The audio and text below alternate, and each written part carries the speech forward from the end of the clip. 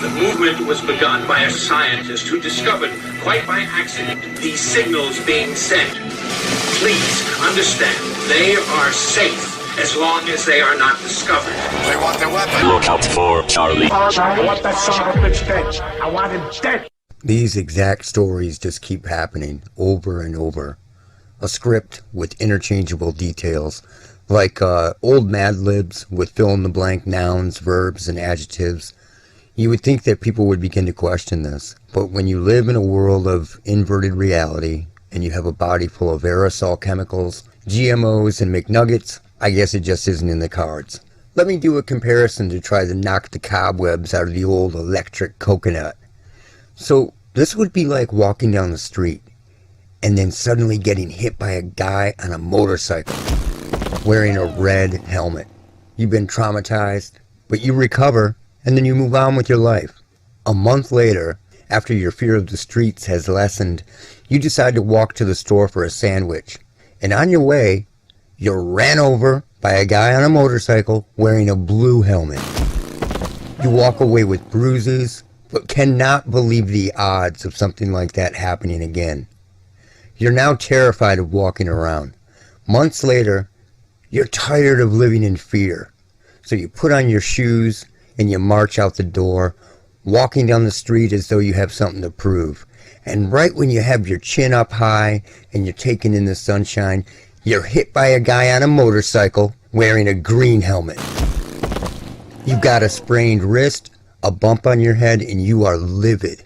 At this point, you have thrown chance, coincidence, and any other naive ideas out the window. You know this is the same guy, and he's just wearing a different colored helmet each time he runs your ass over. So, you have your neighbor call the police with your phone because you can't use your damn fingers. And you tell the cops that you've been ran over for a third time. And this time, he was wearing a green helmet. So while the detective on the phone is taking down all the details, he states, "This is unbelievable. The chances of you being ran over by 3 different people is extraordinary." And you exhale and say, "Exactly!" And there's a long pause.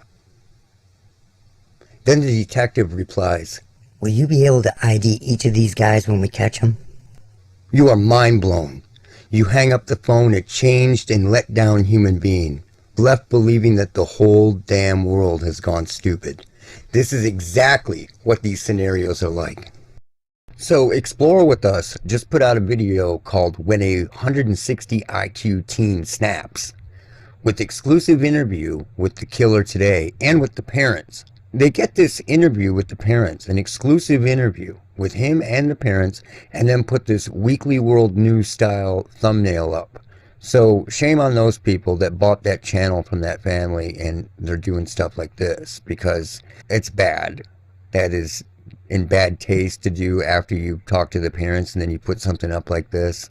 So what happened in this story? Let's get into it. Talked about it a lot lately and it keeps happening. 16-year-old kid, never been in trouble in his life, ever. Just before Christmas, he unloads a gun into his sister. 45 caliber, I believe.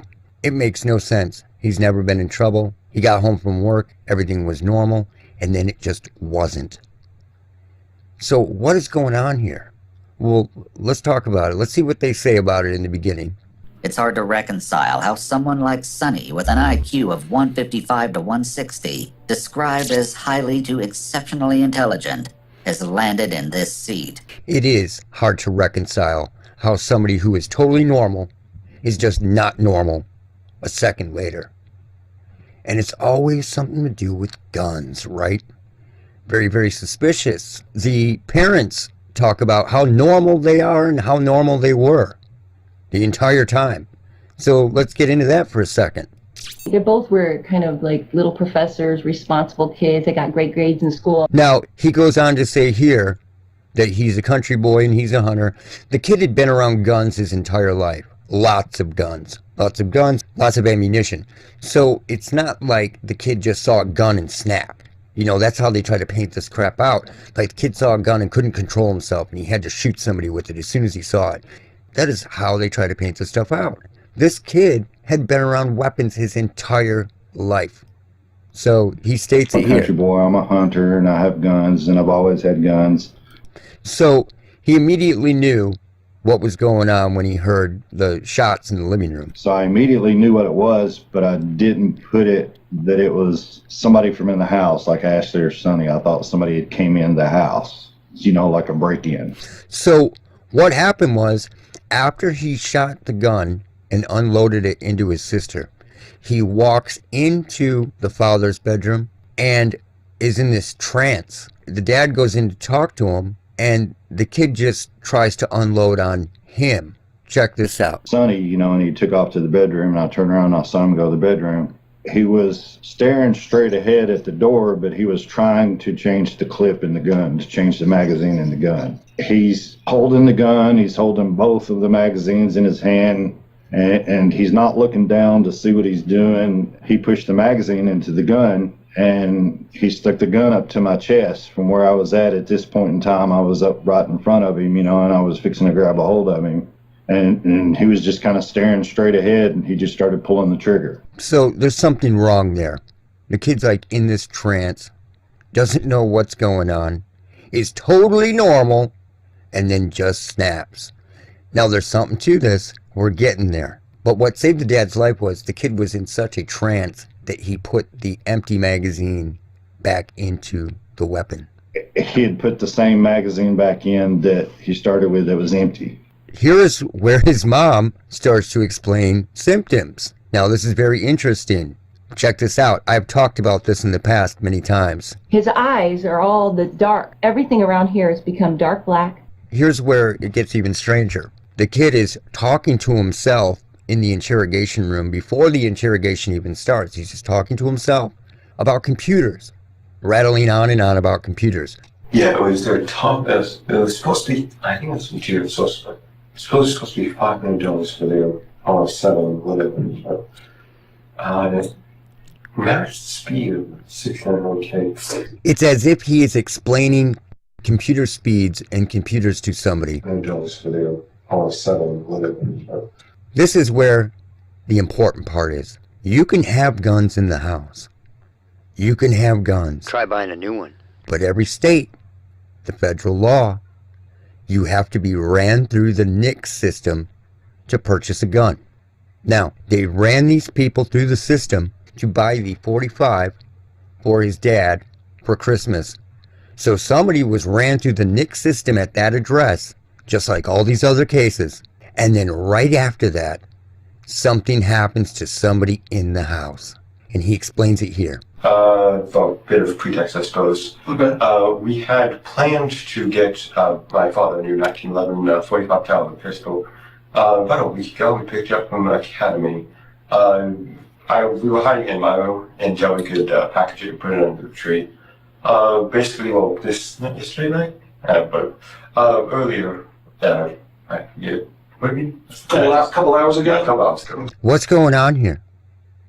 Every time this happens, somebody has just been ran through the system, the NICS system, either hours, days, weeks, or a couple months before. Uvalde, this kid, the kid in Michigan. But there is case after case after case where after the gun is bought for the family, somebody in the family, whatever, when someone is ran through the NICS system, shit goes down. So what is going on with that? Either they begin to hear voices or this happens. And this is very, very strange the way they explain it. This is funny. The shrinks and the quote-unquote experts could not come up with a real reason of what was going on here. They couldn't figure it out. What do you know? Experts could not come up with a full explanation for his actions, but they did develop a theory. And what do you think that was? Mental health? Mental health? Mental health. Come on, man. I'm so tired of it. Now, this is where the parents go on to explain that it was not their kid that was doing this. The Sonny that night when this happened was my son's body, but it was not his spirit. Sonny was not there. Was there ever any kind of emotion on his face? Not for a year and a half. Not for a year and a half. Now, what else happened to him? His taste buds changed. All these different things happened.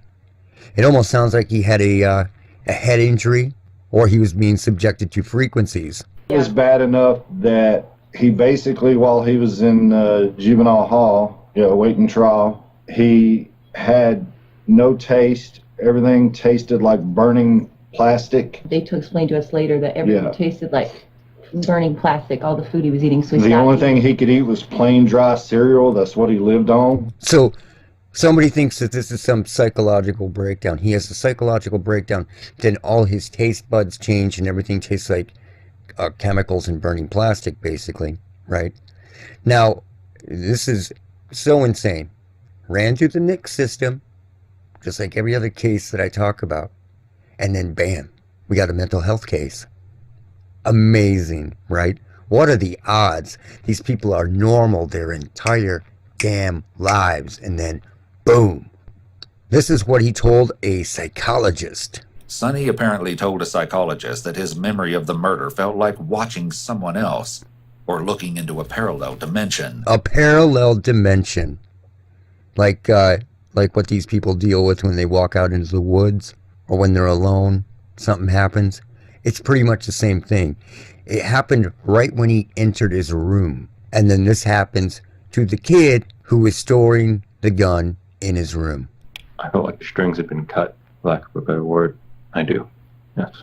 It was terrifying for me. It's the string just chilling, and it probably sounds ridiculous, and I know it will, but when I walked into my room, the second I walked through my door frame, there was a shift. There's something different. I couldn't really think. My body was moving, but I wasn't able to think. My body was moving, but I wasn't able to think. Now, he wasn't hearing voices in this that I could tell other than his conversation that he was having in the interrogation room. But people need to think about this. What is going on here? These people are ran through the NICS system and boom. That's it. Not normal anymore. Like you can just snap. This is where these bullshit theories and what becomes science comes from. You know, normal people can have a psychotic break. Okay. All right. We asked how long it took for him to start processing what happened. I think I'm still struggling with it to this day. I suppose for the vast majority of it. I didn't speak for those first 3 or 4 months when I was at the juvenile detention center. I still don't really know what to think. There's these times when I've broken down about it, but my brain's like won't let me process it. Like every time I try and think about it, I still haven't fully processed what's happened. I know empirically what's happened, but to this day I don't understand why it happened. So the kid was not in control. The kid has been around guns his entire life, so has his sister. They buy a .45 pistol for his dad for Christmas. Somebody has to be ran through the NICS system. They bring it home. Everybody has been normal. The kid walks into his room and is suddenly in a quote-unquote parallel dimension, and he can't control his body. And he is terribly sorry for it. You know, this kid wasn't some psycho. He had no control. There is something wrong here. I don't know how to say this any other way. It's not everybody, of course, but certain people, certain profiles, whatever, something goes down. How about that trans girl in Tennessee? You know, when was the last time, with all that crap that she had bought, Audrey Hale, when was the last time that she was ran through the NICS system? Probably not long before that. Very strange. Now, just to remind you, there was Ethan Crumbley in Oxford, Michigan, and his parents were buying him a gun, or a family gun, and went through the NICS system, and yeah, look what happened. Crumbley's parents are charged with involuntary manslaughter, accused of buying a gun for their son and ignoring his mental health needs. They pleaded not guilty. Do you really believe that these people are going to go out and buy their crazy kid a gun and just ignore the fact that he's crazy and buy him a gun? Now, come on, man. Come on. So what was happening to Ethan Crumbley? She asked Crumbley about hallucinations, and he told her that he hears two voices, one internal, one external. The external voice, she explained, were very fleeting voices that come and go. It's a voice that does not interfere much in his daily life. So, you get ran through the NICU system and somebody in your family gets a free mental health diagnosis. Look at how that works. Amazing, right? Now, here it says, just because Crumbley reported hearing voices and seeing demons, that doesn't mean he was psychotic. So they are literally trying to normalize this. Completely normalize it. He was hearing voices. Doesn't mean he's psychotic. He was fascinated with the supernatural. And he was left home alone as a child and watched horror movies. So his imagination as a child was heightened. Are you fucking serious? This is a fucking professional? A professional. And this is what they come up with. Think about this, man. The defense's final argument was he was hallucinating. He was hearing voices. He was suicidal. He was anxious. So, you know, you get ran through the NICU system and someone in your family gets a free mental health diagnosis. Isn't it perfect? Isn't it just perfect? And that's it for now. Look out for Charlie. I don't like the world now. I mean, before I always knew I was a son of a bitch. But now I'm the only son of a bitch I know. Hey, make way for a real human being. Get out of the way, yeah. Look out for Charlie. I want that son of a bitch dead. I want him dead.